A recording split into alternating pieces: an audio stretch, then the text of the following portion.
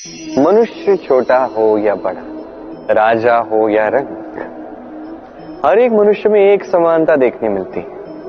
हर एक मनुष्य को अपनी प्रशंसा अत्यंत भाती। बड़े प्रसन्न होते हैं मनुष्य जब उनकी प्रशंसा होती। और आप किसी से जाके कहिए कि आपकी ये भूल थी, आप में ये कमियां थी, वो सुनने के लिए सज्ज ही नहीं होगा। हर एक मनुष्य सुनना चाहता है कि आपने जो भी किया सर्वोत्तम था। अब आपको एक बात बताता हूं, ये है निंदा, ये है प्रशंसा और ये है सत्य, इन सब से ऊपर। तभी मनुष्य दर्पण देखता है। दर्पण मनुष्य को सुंदर नहीं दिखाता, उसे सत्य दिखाता है, जिससे मनुष्य और सुंदर बनने के लिए प्रेरित होता है। इसलिए दर्पण की आवश्यकता होती है सत्य जानने के लिए। जीवन में निंदक प्रशंसक से कहीं अधिक महत्वपूर्ण होता है। क्यों? क्योंकि वो आपको आपकी कमियां दिखाता है, आपकी भूल दिखाता है, एक अवसर देता है आपको स्वयं को सुधारने के लिए और श्रेष्ठ बनाने के लिए, कि प्रशंसक नहीं कर पाता। तो जीवन में जब भी निंदा होती है तो उसका आकलन कीजिए, सकारात्मक रूप से उसे देखिए। यदि स्वयं को कुछ शिक्षा दे सकते हैं तो निश्चित रूप से दीजिए। मन प्रसन्न होकर कहेगा राधे राधे।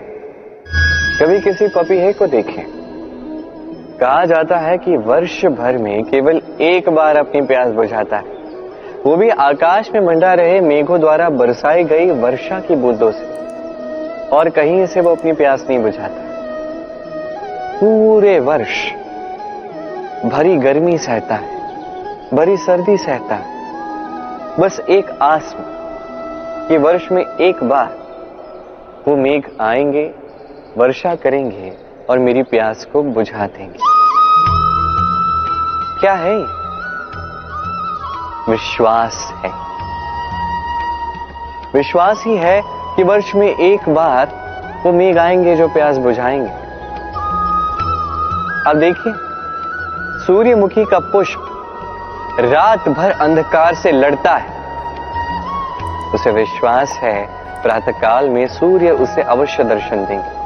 ये विश्वास ही था जो एक छोटी सी नौका लेके मनु निकला और समस्त सृष्टि को प्रलय से बचा लिया। ये विश्वास ही था प्रेम पर जो वानरों और भालुओं की सेना लेके श्री राम ने आक्रमण किया, समस्त वरदानधारी असुरों की, राक्षसों की लंका पर, और विजय भी प्राप्त की। ये विश्वास ही विश्व की आस है। विश्वास कीजिए कि आप सर्वश्रेष्ठ हैं और कर्म करते जाइए बस। इस विश्वास की आस ही आपको प्रतिबल प्रदान करेगी, ये मेरा विश्वास है। आइए और मेरे साथ प्रेम से कहिए राधे राधे। सुंदरता। मनुष्य अपनी सुंदरता के विषय में कितना सोचता है, चाहता है कि वही सबसे अधिक रूपवान दिखे, सबसे अधिक सुंदर दिखे। किंतु सुंदरता की परिभाषा क्या है, क्या वो जानता है? किसी माता से पूछे, उसके लिए सुंदरता की परिभाषा उसकी संतान। भक्त से पूछे, उसके लिए सुंदरता की परिभाषा उसके भगवान। श्री राम से पूछिए, उनके लिए सुंदरता की परिभाषा हनुमान है। टूटी हुई हनु, फूला हुआ मुंह, कहने को वानर, लंबी पूंछ, इतने भोले कि उन्हें अमूल्य मणियों की माला दी तो उसे तोड़ के उसमें श्री राम ढूंढ रहे हैं। किंतु भाव कितना सुंदर।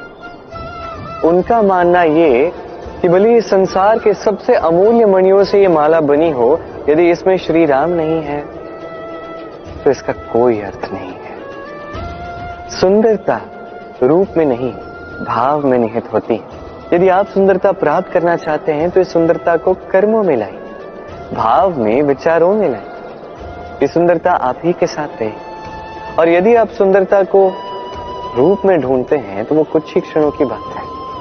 वो सुंदरता समय के साथ पुनः लौट जाएगी। सुंदरता पानी ही है, ढूंढनी ही है, तो हृदय में ढूंढिए, कर्मों में ढूंढिए। मन प्रसन्न होकर कहेगा राधे राधे। व्यायाम, ये शब्द हम सभी ने सुना है और ये जीवन काल में हमारे साथ ही रहता है किसी न किसी रूप में। जब हम जन्म लेते हैं, चलना सीखते हैं, पहले घुटने पे चलते हैं, फिर चलने का प्रयास करते हैं, गिरते हैं, तब हमारे घर के बड़े हमें रोकते नहीं। उन्हें ज्ञात है कि संतान ऐसे ही चलना सीखेगी, ऐसे ही उसके पांव और शक्तिशाली होंगे जो उसके लिए आवश्यक है। अब जीवन काल में जैसे हम आगे बढ़ते हैं, व्यायाम भिन्न भिन्न रूप में हमारे साथ रहता है, किंतु आप